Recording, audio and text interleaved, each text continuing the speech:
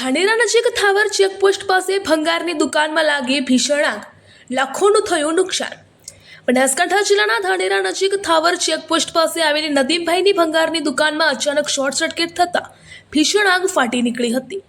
જોતજોતામાં આગે વિકરાળ સ્વરૂપ ધારણ કરતા દુકાન સંપૂર્ણપણે આગની ચપેટમાં આવી ગઈ હતી।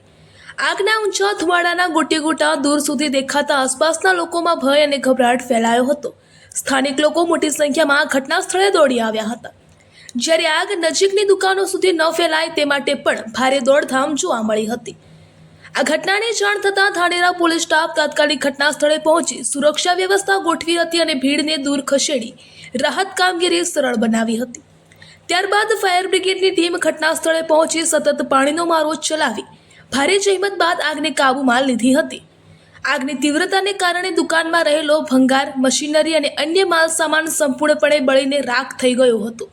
પ્રાથમિક અંદાજ મુજબ લાખો રૂપિયાનું આર્થિક નુકસાન થયું હોવાનું પણ માનવામાં આવી રહ્યું છે। સદનસીબે આ ઘટનામાં કોઈ જાનહાનિ કે ઈજા થઈ નથી।